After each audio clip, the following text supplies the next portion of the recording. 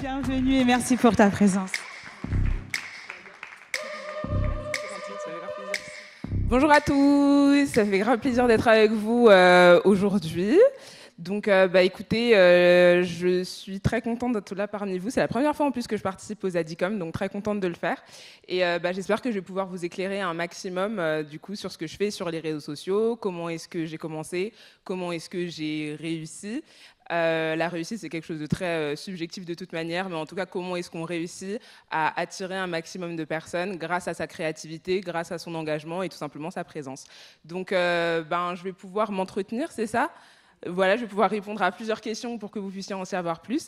Et normalement, à la fin, il me semble qu'il y a des questions du public. Où est-ce que je m'avance? Je ne sais pas. Mais en tout cas, j'espère que je pourrai y répondre. Voilà. Bonsoir tout le monde. Bonsoir tout le monde. Mais de l'énergie. Adicom Day, c'est un événement solaire. Il nous faut de l'énergie. Et surtout que nous avons avec nous Sally qui a une énergie incroyable. Bonsoir Sally. Bonsoir. Bienvenue à la 7e édition des Adicom Days. C'est un pur bonheur pour nous de t'avoir ici. Merci Donc on espère que tu as passé un bon moment, mais on est là pour ça de toute façon. C'est parti. Ouais. Alors on va rentrer tout de suite dans le vif du sujet. Sally, on te voit évoluer depuis des années. Donc déjà, la base des bases, c'est de savoir quel est ton parcours. Comment on passe d'une jeune Sally à une Sally leader d'opinion, créatrice de contenu, influenceuse. Quel a été ton parcours personnel et professionnel? Déjà, merci pour cette présentation. Merci beaucoup. Mon parcours professionnel, moi je sors en tout cas d'un Master 2 en droit pénal et en sciences criminelles. Donc un parcours très rigoureux, très discipliné, le droit quoi, typiquement. Et en fait, à la base, je voulais faire un doctorat. Et j'ai décidé plutôt de faire un VIE, donc je suis partie à l'étranger pendant 2 ans à Londres pour travailler du coup en tant qu'experte juridique dans une filiale de Sanofi à l'époque. Et en fait, pour être très honnête avec vous, je me sentais grave seule. Voilà, j'avais pas d'amis, en fait, j'étais déjà fan de photographie, ça veut dire que j'avais du matériel pour filmer. Et à l'époque, tout le monde me demandait, mes potes à l'époque me demandaient pourquoi tu fais pas des tutos cheveux. Donc cheveux afro, il y en avait pas beaucoup à l'époque.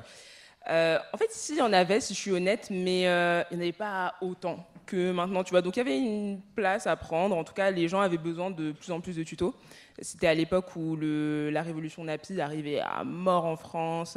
Il y avait Naturally Ayou, je ne sais pas s'il y en a dans la salle qui la connaissent, que j'adore. Il y avait plein d'autres créatrices de contenu, quoi. Et je me suis dit, vas-y, pourquoi pas. Donc, en fait, j'ai commencé à faire des vidéos d'entretien du cheveu afro. Et en fait, au fur et à mesure, je me suis sentie à l'aise avec ma communauté. Et il y a eu un jour où, je me souviens, il y avait l'affaire MHD. Du coup, c'était assez... Non, c'était pas marrant, mais là, dernièrement, on a eu la nouvelle finale et il y a beaucoup de gens qui m'ont reparlé de ma vidéo. Et c'est effectivement la première vidéo qui m'a rendue virale, entre guillemets, comme j'avais fait une étude juridique et légale de l'affaire MHD. Et en fait, moi, je ne m'attendais pas du tout à ce que ça fonctionne. Donc, c'est vraiment pour ça que je vous dis à chaque fois, les réseaux, faut pas se dire qu'il y a une route tracée à suivre à chaque fois. Il faut être à chaque fois dans une forme de métamorphose et être capable de faire plein de choses à la fois, parce que c'est là, en fait, où on peut toucher plein de sujets différents. Et donc, je ne m'attendais pas du tout à ce que cette vidéo fonctionne. Et en fait, la vidéo a grave marché. Et après, je me suis dit, OK, cool. Ça veut dire justement que les gens comprennent que je peux à la fois être une femme qui parle de cheveux afro et une femme qui peut avoir un discours rigoureux, un discours juridique, comme après, c'est aussi mon taf à la base. Donc, ça aidait. Et j'ai commencé à faire plein de vidéos comme ça. Et c'est de là où j'ai commencé à faire des vidéos juridiques, des vidéos d'influence lifestyle, des vidéos de plus engagées politiquement, parce que qui dit droit dit petit à petit un engagement quand même assez politique. Et ça a donné la Sally que je suis aujourd'hui. Ouais. Alors justement, tu parles de ce côté youtubeuse lifestyle et ensuite juridique. Alors quel a été justement le processus créatif en fait de tout ça? Ouais. Est-ce que tu as fonctionné vraiment au talent? Comment s'est passée en fait l'évolution de ta ligne éditoriale? Et surtout, comment est-ce que ta communauté t'a suivi justement dans cette aventure, ta communauté qui aujourd'hui compte sur tous tes réseaux plus de 2 millions de personnes? C'est beaucoup. J'ai toujours du mal à m'y faire. Mais... c'est toujours très compliqué, franchement, je ne vais pas mentir, parce que j'aurais aimé avoir quelqu'un qui fait exactement la même chose que moi, pour que je puisse un petit peu parfois m'inspirer, me repérer, ne pas faire les erreurs que cette personne a fait, etc., etc. Malheureusement, moi, j'ai la manière dont je mêle à la fois un contenu assez pédagogique ou edutainment, comme on dit aujourd'hui, et le côté influence, il n'y en a pas beaucoup. Et ben, ma communauté, parfois, je sais, m'a toujours soutenue, et parfois, c'est un petit peu compliqué, quoi. C'est-à-dire que parfois, il y a un côté un peu bipolaire, genre la meuf, lundi, elle fait une analyse grave, tu vois, sérieuse. Et puis, le lendemain, elle te poste une photo campagne, un peu dénudée. Donc, ouais, les gens, parfois, ont un peu du mal à suivre. Mais je pense aussi que c'est important de montrer qu'en tant que femme, tu peux faire plein de choses à la fois. Tu peux être intelligente, tu peux prendre soin de toi, tu peux être belle si tu en as envie, tu peux être apprêtée et en même temps avoir un propos intellectuel et audible. Et j'avais pas envie de rentrer dans le cliché, tu sais, soit tu es une meuf belle mais alors tu es bête, soit tu es une meuf très intelligente mais tu dois pas prendre soin de toi. J'ai pas envie. Donc je suis moi-même et pour le moment j'ai une communauté qui me suit et qui m'apprécie telle quelle, même s'il y a certaines incompréhensions parfois. Quand tu rentres dans le train, tu finis par comprendre. Alors, justement, tu postes tellement de contenu, un contenu incroyable, Merci. on doit le dire, on adore, que ce soit les vidéos d'analyse, que ce soit les contenus photos, que ce soit l'incroyable dernière pub que tu as fait pour un fameux parfum dont je ne vais pas appeler le nom. Et justement, je sais par exemple que tes montages, tu les fais toi-même. Ouais. Lundi, tu es à la Fashion Week. Mardi, tu es sur France 2. Ouais. Mercredi, tu es en train de faire quelque chose. C'est beaucoup de travail. Ouais. Ouais. Et justement, qu'est-ce qui se passe en fait dans la tête de Sally quand Sally doit gérer tout ça au quotidien? On aimerait bien savoir comment ça se passe du lundi au lundi dans ta tête. Sincèrement, c'est particulier. C'est une des raisons pour laquelle parfois je me dis, ça peut paraître triste, mais vous en faites pas, je le vis bien quand même, mais il y a des fois où je me dis, ma vie d'avant me manque quand même, tu vois, le côté anonymat où j'avais un travail qui était compliqué, mais qui était classique, c'est-à-dire que c'est du 9h, 18h, puis après tu rentres chez toi et tu passes à autre chose. Là, je suis 24 heures sur 24 sur mon téléphone portable. Je pense que j'ai un temps d'écran, parfois je regarde de 12 heures, tu vois, 12 heures, 13 heures de temps d'écran. Je suis tout le temps sur mon téléphone, je suis tout le temps en train de faire du montage. Effectivement, je filme et je monte tout toute seule. Je suis tout le temps en train d'écrire mes vidéos parce que toutes mes vidéos, c'est moi qui les fais. Il n'y a personne qui les écrit pour moi, c'est moi qui fais tout. Après, faire effectivement les photos, préparer les tenues, préparer les événements, préparer les choses. C'est un travail énorme et le résultat, c'est... pas beaucoup de nuits de sommeil, franchement. Une vie privée assez chaotique, mais voilà. Et c'est compliqué, mais du moment, je pense, où tu prends plaisir à faire ton taf, finalement, je suis juste une passionnée, je pense. Je suis juste passionnée de ce que je fais et ça a forcément des contres, mais ouais, c'est comme ça. Justement, ton travail, il paye. Ouais. C'est un fait. Et ta voix a une portée, mais de plus en plus puissante. Ça va au-delà des réseaux sociaux. Ouais. Ça va au-delà en fait des frontières de l'âge ou que sais-je. Ouais. Ça va à la Maison Blanche quand même. En fait, et quel est ton regard sur ton propre impact en fait? Est-ce que tu dis, ok, en fait, je fais les choses comme je les aime, ou alors tu es vraiment consciente de l'impact, de la puissance de ta voix? Et tu l'utilises, on va dire, en conséquence, ou vraiment c'est le feeling, c'est je fais ce que j'aime en fait, et ça a de la portée, tant mieux. Ou alors tu es consciente à 100% que aujourd'hui, si tu veux faire tomber quelque chose, tu fais tomber. Comment ça se passe? Parce que du coup, comme je dis, ta communauté aussi a évolué, et tu es une vraie leader d'opinion. Ouais, au sens propre du terme. J'évite de me dire ça parce que sinon effectivement ça me crispe parce qu'effectivement j'essaye de rester la plus lointaine de mes statistiques et de mes chiffres possibles parce que c'est vrai que quand je poste une vidéo et que je vois qu'elle va faire 2 millions de vues en 24 heures, sincèrement, en même temps, tu dis « Ah cool, j'ai bien travaillé, donc les gens, ils ont apprécié mon travail et tout. » Mais il y a un côté effrayant où tu te dis « Ah ouais, il faut vraiment que je fasse gaffe à tout ce que je dis parce que ça peut avoir une portée énorme. Donc, pour répondre à ta question, sincèrement, je fais les choses avec le feeling, mais franchement, je ne vais pas mentir, je choisis clairement mes sujets et j'utilise ma voix pour des sujets qui me touchent encore plus. Ça m'arrive de parler de sujets qui me touchent, je dirais pas moins, mais qui sont moins mon domaine d'expertise, tu vois. Donc, comme toute personne sur Terre, il y a des choses que je maîtrise parfaitement et il y en a d'autres un peu moins. Donc, parfois, quand je sais qu'il y a une cause que je maîtrise pas, mais j'ai quand même envie d'apporter ma voix ou de partager, je vais le faire. Quand maintenant, il y a des causes qui me tiennent par tout ce que je suis à cœur, là, effectivement, je donne tout et je vais en parler un maximum, faire une bête de vidéos, faire des bêtes de recherche, c'est hyper important.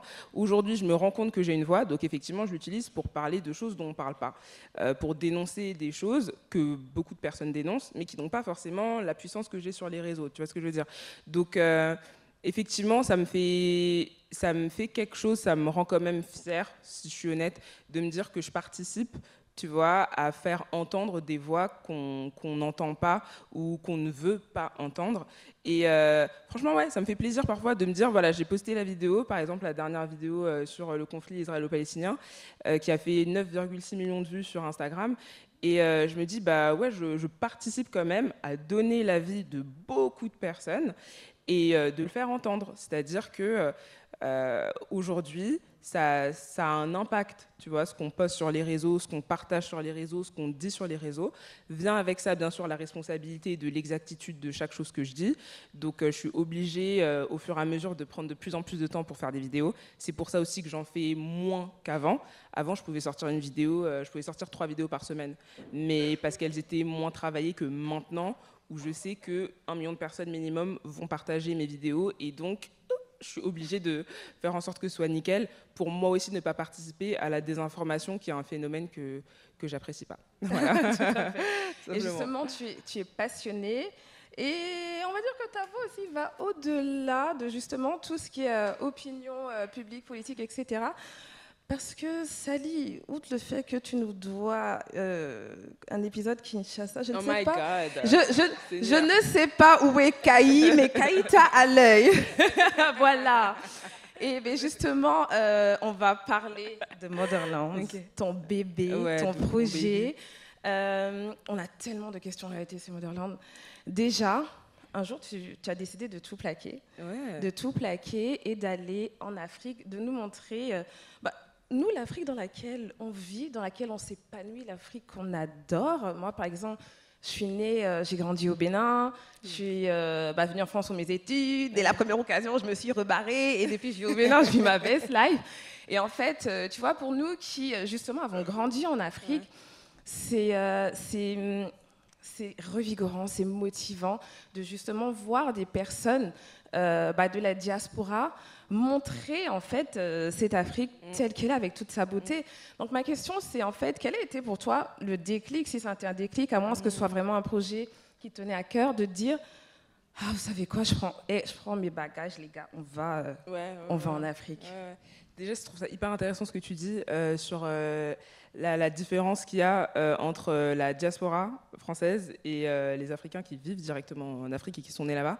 Moi, je me souviens la première fois que je suis arrivée au Sénégal, je suis arrivée en mode « Oh, waouh, mais c'est trop beau, mais c'est dingue et tout ». Et ils me regardaient un peu en mode « Mais meuf, nous, on savait depuis, tu vois. Qu'est-ce que tu veux ?» Tu vois ce que je veux dire? Genre, ils comprenaient pas pourquoi j'étais impressionnée comme ça. Et en fait, je me suis rendu compte qu'il y avait un décalage. Après, je dis pas que c'est le cas de tout le monde. Hein. Je pense qu'il y a plein de personnes de la diaspora qui étaient déjà au courant, qui ont les moyens de pouvoir voyager, qui ont pu le faire et tout. Moi, c'était pas mon cas en tout cas. Donc ça veut dire que j'étais allée toute ma vie soit au Maroc, soit au Cameroun, donc les deux pays de mes parents. Et franchement, je me souviens que c'était pas la gaieté, quoi. Tu vois, il y avait ce côté pendant très longtemps où c'était on va voir la famille au bled. Tu sais, c'était vraiment ça. Aller en Afrique, dans toute les gens que je côtoyais, c'était vraiment on va rendre visite à la famille au bled. Et il n'y avait pas ce côté yes, on va aller vivre notre best life, on va aller kiffer, nani, comme quand tu pars, je sais pas, les gens à Dubaï ou à l'époque en Thaïlande. Tu vois, attends ce moment toute l'année. Ouais, tu vois ce que je veux dire, tu prépares avec les copains et tout, il n'y avait pas. Moi à l'époque, et je suis une 96, il n'y avait pas ce délire de partir entre potes en Afrique. Franchement, moi ça n'existait pas dans l'entourage dans lequel j'évoluais. Et donc, quand je me souviens, c'était en 2021, c'était pendant le confinement, Et j'ai ressenti pour la première fois un manque de cohérence avec qui j'étais, tu vois. J'étais dans un délire où je suis sur les réseaux, je parle beaucoup des problèmes de la communauté noire, je suis hyper impliquée, je me sens concernée à mort, mais girl, tu sais rien de ce qui se passe en Afrique finalement. Ok, t'es parti au Cameroun, je suis partie au village, mais tant que tu sais pas vraiment ce qui se passe là-bas. Et je me suis dit, pour ma propre cohérence, pour ma propre histoire, pour mon propre développement à moi, j'ai envie de voir ce qui se passe dans mon continent, tu vois. Et je me suis dit, à la base, c'était juste un vlog. À la base, c'était vraiment un vlog. Mais comme je suis très disciplinée dans mon taf, je me suis dit, vas-y, je vais ajouter un petit quelque chose. Ouais, un petit grain de chose. Je vais faire un effort. Genre, voilà, c'est ce que je me suis dit, je vais faire un effort. Donc, j'ai pris ma caméra et j'ai filmé en mode mini-reportage avec une voix off. Et quand j'ai terminé le montage, je l'ai événementialisé, effectivement, en annonçant que en fait, j'avais tellement kiffé. Franchement, c'était un voyage incroyable qui a changé ma vie, qui a changé ma manière d'être définitivement, tu vois. Et je me suis dit, il faut que je fasse plusieurs épisodes. Et j'ai sorti celui au Sénégal, qui a énormément marché, qui m'a énormément mis dans la sauce parce que les gens n'étaient pas contents, parce qu'ils trouvaient que j'avais trop mis en avant l'Afrique et que, ouais, votre Sally, elle dit que l'Afrique, c'est trop beau, elle montre pas les petits enfants qui meurent de faim. Bah, dans ce cas-là, vous allumez votre télé et vous avez ce qu'il vous faut. Donc, je me suis dit... On adore. Ouais, non, mais voilà. Donc, moi, j'ai pris un parti pris, je l'ai toujours assumé. Et mon parti pris, c'est que Motherland, je mets en avant les cultures du continent africain, je mets en avant les locaux et c'est mon kiff à moi. Et donc j'ai fait le premier épisode qui a effectivement grave bien marché, j'ai fait celui en Côte d'Ivoire, celui au Cameroun qui était une reconnexion directe avec la famille paternelle. Et là, effectivement, j'ai fait celui au Congo depuis un petit temps. Parce qu'on gagne, Sally, les notifications sont activées et pour l'instant, ça vient pas. Franchement, parce que j'ai financé celui-ci avec mes propres fonds. Celui au Cameroun, je l'avais fait en collaboration avec Brutix. Et en fait, celui au Congo, j'ai décidé de le refaire toute seule, en fait, d'avoir la libre direction artistique et productive. Et franchement, c'est un mastodonte. Donc le montage, il prend énormément de temps. En fait, l'avant-première aussi, comme ça, vous savez aussi, ça prend énormément de temps parce qu'on veut des guests bien particuliers. Donc c'est une vraie organisation. On veut une salle bien particulière que je veux targeter. Donc voilà. Mais le Congo, on va vous respecter. Moi, c'est tout ce que j'ai à dire. Mais ouais. Est-ce que Kaye a entendu ça? Ouais, je pense que Kaye est chaud. Ça va être, en tout cas, nous, on a juste hâte. Bon, peut-être que Kaye va nous casser les oreilles un peu longtemps, mais on a hâte quand même. Merci. Alors, j'aimerais savoir, parce que du coup, donc, voilà, tu as fait Sénégal, tu as fait Abidjan, tu as fait le Cameroun. Alors, quel pays... J'enlève le Cameroun parce que c'est ton pays de cœur. Voilà, c'est de la touche. Donc, je voudrais savoir, en fait, alors, quel est ton pays coup de cœur, sans créer de jaloux, mais surtout, à travers tes différents voyages, en réalité, qu'est-ce qui t'a le plus marqué, mais genre marqué positivement au point où limite, voilà, c'est quelque chose qui, chaque matin, pourrait te donner l'envie de continuer de faire ce que tu fais? Ah ouais, bah... question compliquée parce que Sénégal, forcément, coup de cœur, comme c'était le premier que j'ai fait, donc l'effet waouh, était assez incroyable.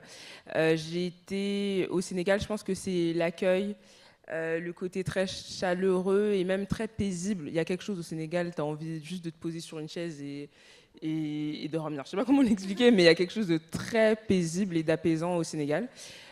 Côte d'Ivoire, coup de cœur pour l'inverse du coup, c'est le dynamisme, la manière dont les gens, c'est non-stop, il y a tellement de choses à voir, tellement de choses à faire en Côte d'Ivoire, pas que Abidjan en plus, hein, vraiment c'est toute la Côte d'Ivoire. Et le Cameroun, du coup je triche parce que c'est le pays de mon père, mais voilà. Bon vas-y, on t'accorde ça. Pays incroyable. Et le Congo pareil, très dynamique, très pur, très authentique, je trouve, comme pays, avec une histoire très lourde, très forte. Donc, si je suis honnête, le fait d'avoir pu rencontrer le prix Nobel de la paix quand même au Congo, ça a fait quand même de ce voyage-là, je dirais même le voyage le plus important de ma vie en vrai, tu vois, parce que on a pu aller rencontrer le docteur du coup Denis Mukwege, pour ceux qui ne le savent pas, qui répare les femmes victimes du génocide qui se déroule actuellement au Congo et plus précisément à l'Est. Et il nous a fait l'honneur immense en fait de nous accueillir dans son hôpital. On a pu rencontrer les femmes, c'était le moment le plus émouvant que j'ai dû traverser. Et je pense que vivre ce genre de choses-là, alors qu'à la base, effectivement, j'étais juste une femme qui s'est lancée sur les réseaux sans trop savoir où elle allait, pour avoir cette connexion-là avec un homme qui change la vie de tellement de femmes, qui est prix Nobel, en fait, tout simplement, tu vois, life-changing. Donc, je pense que je choisirais le Congo pour toutes les anecdotes folles que j'ai vécues là-bas. Ouais, vraiment. Ouais.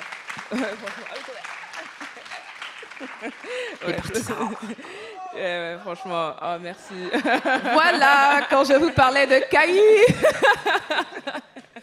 Bon, bah merci Caï. Je crois que Caï va devoir payer un voyage à toute la team Totem pour le prochain Adicom au Congo. N'est-ce pas, Caï? Je te jure. Ouais, non, le Congo, c'était incroyable. Mais tous les pays, en vrai, c'était incroyable. Et là, maintenant, par contre, on prépare l'Afrique anglophone pour les prochains épisodes, histoire de peut-être rapporter un petit changement. Et surtout parce qu'on avait prévu de faire le Mali, normalement. On avait Mali et Bénin, en plus. En fait, je t'attends, je t'accueille. Franchement, tu vas kiffer. Franchement, je sais. Bon, je vais essayer de ne pas voler la vedette au Congo, mais tu vas kiffer. Ah, je sais. Mon beau-frère est béninois, donc je sais que c'est chaud. Je sais que c'est bien. Ça va être du lourd. En tout cas, ça va être très cool. Alors du coup, j'aime bien parce que tu as anticipé sur la prochaine question. Alors, Motherland, c'est certes une série, mais en réalité, c'est en train de devenir plus qu'une série. C'est vraiment une célébration de la beauté, de la créativité de l'Afrique. Parce qu'au début, la page Motherland que tu as créée pour la série est vraiment justement une ode à cette beauté africaine. Quelles sont, justement, en dehors du côté série, les perspectives pour le concept? Parce qu'au final, c'est un concept, en fait. Pour le concept Motherland. Ouais, y a énormément de débouchés possibles. Le problème, c'est que comme je suis de nature hyperactive pour de vrai, c'est que j'ai énormément de mal, en fait, à calmer mon flux créatif. Donc, si ça ne tenait qu'à moi, j'aurais déjà fait 5 diagonales différentes de Motherland. Et j'ai énormément d'idées pour ce concept-là. Mais là, je ne vais pas mentir, et je pense que les gens dans l'audience seraient d'accord avec moi, je me concentre déjà sur le fait de sortir l'épisode. Et l'avant-première, c'est déjà pas mal. Et aussi, une réalité très importante, c'est la réalité économique derrière ce genre de concept. Parce que, même si effectivement, ça a une popularité sur les réseaux sociaux, il faut aussi faire en sorte que ce soit vraiment pérenne d'un point de vue économique pour que je puisse derrière en fait faire des épisodes sans trop me casser la tête et surtout sans avoir besoin de faire trop de partenariats, trop de ci, trop de ça qui peuvent parfois en fait te freiner dans ta liberté de production. Donc ça c'est sur quoi je suis en train de travailler un maximum, mais effectivement normalement d'ici l'année prochaine il va commencer à avoir des déclinaisons du projet, notamment et bon petit spoiler mais ça c'est vraiment le petit bijou que j'ai en tête, c'est les livres d'images. Comme ce que tu vois souvent, tu sais, quand tu vas dans des jolies maisons, tu vas voir les livres Vogue, les livres Chanel, etc. Moi, j'ai envie de drop, genre le livre d'images Motherland, super quali, en fait, que tu peux mettre dans ton salon en déco. Et bien évidemment, il y a beaucoup de choses à faire. Ouais, non, mais il y a beaucoup de choses à faire, même au niveau du voyage, des guides. En fait, j'invente rien. Je pense que quand tu commences à te lancer dans le voyage, toutes les déclinaisons, on les connaît. Et maintenant, la question, c'est plutôt quand est-ce que je vais les faire. Et cette question-là, je pense qu'à partir de l'année prochaine, j'aurai clairement enfin les deadlines. On va te faire des petits rappels. Et justement, tu as parlé d'économie, d'argent. Et le thème justement de cette édition des Adicom 2023, c'est contenu, communauté, business. Tu as commencé par créer ton contenu, avec lequel tu as développé ta communauté. Exact. Et aujourd'hui, tu vis justement de ce que tu fais. Bon, on a envie quand même d'avoir quelques petits tips, c'est-à-dire comment Sally, justement, arrive à créer ce business autour d'elle, parce qu'aujourd'hui, tu es une marque. À toi, tout ça, tu es une marque. Et comment, justement, tu es arrivée à développer ce business model? Parce que derrière, tu as tes vidéos, c'est de la monétisation, tu as des partenariats incroyables. Merci. D'ailleurs, on adore la dernière pub Samsung, on a le droit de le dire. Bon, de toute façon, j'ai déjà dit. J'ai déjà dit. Donc, justement, comment ce côté business fonctionne avec toi? Très, très bonne question. Franchement, le côté business est hyper important et hyper compliqué à gérer parce que quand tu es un profil, si tu as un profil qui est juste lifestyle, tu vois, tu fais juste de la beauté, de la mode, etc., c'est très facile parce qu'en fait, tu as un profil où tu appelles naturellement les marques. Donc, si par exemple, moi, j'étais une modeuse, ben, les partenariats, ce seraient des partenariats mode, des partenariats beauté, et en fait, il n'y a aucune contrainte particulière derrière vis-à-vis de ton contenu, comme ton contenu est fait pour travailler avec ces marques-là. Moi, je n'ai pas un contenu en réalité qui est brandable, tu vois ce que je veux dire? C'est-à-dire que quand je sors une vidéo analyse, il n'y a pas de marques qui vont se dire « Ah, et si, tu vois, on lui faisait faire une pub, je sais pas, de maquillage ou de... » Ça ne matche pas. Donc en fait, moi, je suis dans un dispositif où je suis ce qu'on appelle un talent image, c'est-à-dire que les marques travaillent avec moi parce qu'elles veulent dire on travaille avec Sally, qui est un gage, on va dire, de qualité, d'une certaine image, d'une certaine communauté aussi, des jeunes, etc., etc. Le problème aussi que moi je rencontre et qui est la raison pour laquelle je suis devenue très sélective au niveau de mes partenariats, donc j'en fais beaucoup moins qu'avant, mais effectivement ça va être des partenariats plus high level, donc les marques soit luxe, plutôt tech, tu vois, plutôt que fast fashion, etc. Pourquoi? Tout simplement parce que j'ai un emploi du temps tellement compliqué avec les vidéos et les échéances. C'est-à-dire que moi, aujourd'hui, je ne peux pas venir parler de ce qui se passe au Congo et 2 jours après avoir une marque qui met la pression pour sortir une pub de basket. En fait, ça ne marche pas, tu vois. Donc, je suis très, très, très chiante à ce niveau-là, je le dis vraiment, j'emploie le terme chiante parce que je sais c'est ce que je suis vraiment à ce niveau-là, parce que j'ai une cohérence éditoriale à suivre, mais vraiment à la lettre. Donc, si je fais un partenariat, c'est quand je travaille avec des marques qui comprennent ça. Donc en fait, quand je vais leur dire non, désolé, là je viens de poster une vidéo hyper importante, j'ai pas envie de polluer mes abonnés avec un appel à acheter, ils le comprennent directement et c'est pour ça que je travaille avec ces marques-là. Donc je travaille moins avec les marques qu'avant, mais déjà mes cachets ont augmenté parce que forcément mes statistiques augmentent, mais aussi, ça c'est très important, le fait de travailler avec peu de marques fait que quand tu travailles avec une marque, ils ont plus envie de te payer, en fait ils te payent plus, en fait c'est la loi de l'offre et la demande, donc ils se disent c'est un talent qu'on ne voit pas beaucoup, donc justement si là elle travaille avec nous, il faut forcément... la payer plus. Puis en plus de ça, je travaille avec une agence qui travaille super bien, donc Smile, qui m'aide à gérer tous ces contrats-là. Et donc tout cet écosystème fait qu'aujourd'hui, effectivement, je me rémunère exclusivement avec ma création de contenu. Donc mes vidéos sur YouTube parce qu'il y a de la monétisation, mais bon, Dieu sait que je poste 2 vidéos par an, donc c'est pas avec ça franchement qu'on va s'en sortir, mais il y a déjà ça en vrai. La rémunération sur TikTok, la rémunération aussi sur Snapchat, la rémunération sur Instagram avec les partenariats, mes travaux avec les marques, mes contrats d'égérie, d'ambassadrice, etc.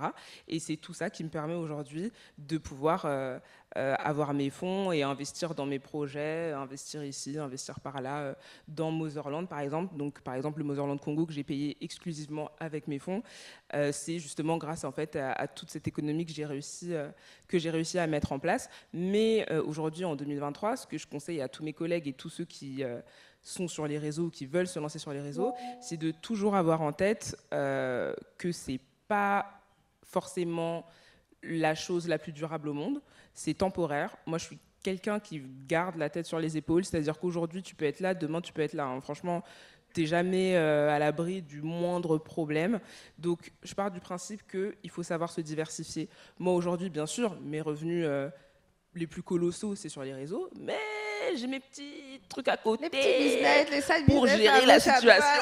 C'est important. Parce que c'est important de rester concentré. C'est trop important de rester concentré. Je suis quelqu'un qui fait très attention à mon argent, donc ayez un bon comptable aussi dès que vous êtes sur les réseaux. Et investissez dans plein d'autres choses et sortez vos marques, sortez vos produits. J'ai vu par exemple Oneshai dernièrement qui a sorti sa marque, tu vois. Mais ça fait trop plaisir parce qu'en fait elle a compris, tu vois. Tu peux pas rester éternellement sur les réseaux juste à travailler avec des marques. Il faut savoir devenir ta marque à toi toute seule. Moi aujourd'hui je suis ma marque, mais bien évidemment que derrière j'ai des idées de sortir des marques. Tu vois ce que je veux dire? Parce que c'est ce qu'il faut faire en tout cas. Ok, great. Et on va dire avant-dernière question. Ouais. Malheureusement, dans un monde où on n'aimerait pas tout le temps le rappeler, tu es une femme, ça c'est 1. That's right. Tu es une femme noire, ça c'est 2. Oui. Et tu es une femme qui a de la voix, ça c'est 3. Quelles sont, alors, je ne vais pas dire difficultés, mais oui, difficultés que justement tu as eu à rencontrer au cours de ton parcours, que tu as surmonté parce que sinon tu ne serais pas là aujourd'hui. Ouais. Et qui, tu vois, pourrait servir justement pour toutes les femmes noires créatrices de contenu qui, au quotidien, sur les réseaux sociaux, vivent toutes sortes de dingueries, si je peux dire ça comme ça. Franchement, oui, des dingueries, on en a matin, midi, soir. Écoute, c'est ce qui est, j'allais dire drôle, mais en fait c'est plutôt triste, c'est que ce constat-là que tu fais, tu es une femme noire effectivement et tu as de la voix, c'est quelque chose, je me souviens même en master, hein, donc j'étais anonyme, personne ne me connaissait. J'avais participé à un concours d'éloquence et lorsque je l'avais gagné, un des membres du jury, qui n'avait pas voté pour moi, parce que vous allez comprendre pourquoi, m'avait dit franchement, vous avez gagné, mais vous ne méritiez pas votre victoire, vous êtes bruyante, vous marchez trop fort avec vos talons. C'était ses talons d'ailleurs. Ok. Voilà. Vous marchez trop fort avec vos talons, et puis vos cheveux prennent toute la pièce, on ne voyait rien, c'était pas agréable du tout, etc. Voilà, donc j'ai quand même gagné le concours d'éloquence, qu'il le veuille ou non, donc ça c'était un. Et numéro 2, ce genre d'humiliation, en tout cas parce qu'il l'avait dit publiquement, hein, donc il y avait d'autres personnes qui avaient entendu ça, ce genre de choses que tu subis, moi je décide de le prendre pour moi, tu vois, c'est ma force et je me dis, écoute, s'il y a des gens qui sont dérangés par ce que je représente, tant mieux parce que je vais continuer à vous déranger jusqu'à ce que vous compreniez qu'on fait partie de l'image. Donc, quand je suis arrivée sur les réseaux et que, bien sûr, hein, j'ai eu mon lot de commentaires ou même quand tu travailles avec certaines personnes, tu comprends que, bon, tu gênes un petit peu par-ci, par-là. J'ai décidé de le faire à fond, c'est-à-dire que je me souviens quand j'ai commencé à faire des vidéos de plus en plus engagées, les gens m'ont dit « Ah mais attention, tu vas te cuter de certaines marques, tu vas te cuter de certaines personnes. » Franchement, tant mieux, tu vois ce que je veux dire? C'est-à-dire que moi, je ne voudrais jamais me dire que j'ai eu la chance de pouvoir aujourd'hui être connue, avoir réussi à me faire une place sur les réseaux et ne pas l'utiliser sincèrement pour représenter la femme que j'aurais aimé voir moi petite en grandissant, pour ne pas donner de la visibilité aux femmes qui me ressemblent, pour ne pas donner de la visibilité à ma communauté. Tout le temps on dit qu'on manque de visibilité et ce serait, je trouve, une catastrophe pour moi, je n'accepterai jamais de ne pas nous donner cette visibilité-là. Donc tu vois, moi c'est un kiff de pouvoir me dire qu'aujourd'hui je vais être ambassadrice ici, je vais être égérie là, parce que derrière, je me dis, toutes les filles qui me regardent, qui n'ont pas forcément envie d'être sur les réseaux d'ailleurs, hein, mais juste se disent, ah ok, en fait c'est possible, en fait ces portes elles sont ouvertes pour nous aussi, et c'est pas pour rien, c'est beaucoup de sacrifices, c'est des gens qu'on doit tordre parfois pour quand même réussir à être entendus et pour être écoutés, mais c'est un effort que je fais avec plaisir parce que je sais que derrière, au moins, franchement, quand j'aurai des enfants, je sais qu'ils se diront, bon, maman, elle a quand même, tu vois, maman, elle date ça quand même, tu vois. Elle date ça de ouf. Je pense que ça s'applaudit largement, on adore, c'est vraiment inspirant. Vraiment, non mais... Et sincèrement, s'il y a des gens dans l'audience, en tout cas, qui sont intéressés par les réseaux, qui ont envie de se lancer, ou même dans leur vie professionnelle de manière générale, qui se sentent parfois un petit peu limités, qui ont l'impression d'avoir un plafond de verre, parce que c'est une réalité, c'est quelque chose que moi-même j'ai ressenti, ne vous découragez jamais, ne commencez jamais à avoir honte surtout de qui vous êtes, parce que c'est quelque chose qui, à un certain moment, on peut le ressentir parfois en mode « Ah, purée, c'est encore à cause de ça, ou c'est ci, ou c'est ça ». Franchement, restons concentrés et la chose la plus importante, comme dirait mon agent qui est à l'heure actuelle devant moi, c'est il faut abattre. Moi, c'est ce qu'il me dit à chaque fois, il faut abattre. C'est-à-dire que quand tu es dans une bonne position, il faut juste jamais lâcher, tu restes concentré, tu fonces, t'écoutes pas ce que les gens ont à dire parce qu'il y aura toujours les parasites là pour te polluer. Tu restes concentré et tu gardes en tête ton objectif, ce pourquoi tu es là, quelle est ta mission en fait, pourquoi tu es ici, pourquoi tu utilises ta voix, pourquoi tu travailles dans cette entreprise, c'est quoi le feu qui t'anime le matin quand tu te lèves. Tu réfléchis à toutes ces choses-là et chaque matin, tu dois faire en sorte que tu suives cette destinée-là pour qu'à la fin, même si ça prend 5, 10 ans, 20 ans, tu diras « Waouh, j'ai pris le pari de croire en moi, de croire en qui j'étais, et au moins que ça fonctionne ou non, j'ai voulu suivre ma voie et j'ai refusé en fait que les gens m'imposent une manière de vivre, m'imposent une manière de réfléchir. Et moi aujourd'hui sur les réseaux, c'est ce que j'essaye en tout cas un maximum de partager. Et donc toutes les femmes, qu'elles le sachent, toutes les femmes noires qui me regardent à l'heure actuelle, il y a de la place pour vous, il y a de la place pour nous. Donc allez-y, ne vous censurez pas, ne vous dites pas oh non je vais faire moins de vues, oh non non mais allez allez-y, n'écoutez pas. Si j'avais écouté ça, en fait, si j'avais écouté ce syndrome de l'imposteur qui vient un petit peu en nous tous, je ne serais pas là aujourd'hui. Mais tu vois, il y a eu un moment où je me suis dit, bah ouais, ok. Et ensuite, je ne vais pas justement laisser ces critiques-là m'empêcher de suivre ma destinée. Donc, Girl, c'est that's comme ça. preach. Ouais. Est-ce qu'on peut applaudir sur cette fin qui est crumble? En fait, c'est une tellement belle conclusion qu'on devrait juste, en fait, rester sur ça et prendre le temps, en tout cas, en tant que femme, non. Moi, ça résonne dans ma tête, j'aime, je me nourris de ça. Je crois que je vais regarder la vidéo tous les jours pendant au moins un an. Et franchement, merci, merci pour ces paroles. Merci d'être aussi inspirante. Merci. Tu dates ça, en fait. Oh, est-ce qu'on peut rajouter autre chose? Tu dates ça, Non, c'est toi, merci. Franchement, c'était un plaisir. On adore. Merci pour ton énergie, pour ta vibe. Et on est toujours autant à fond derrière toi. Nous, on te souhaite toujours plus de succès. Merci. Et puis, bon, bientôt, tu seras sur tous les buildings du monde. Donc, en tout cas, merci beaucoup, Sally. Merci beaucoup. C'était un vrai plaisir. Merci infiniment. Merci à tous. Merci beaucoup.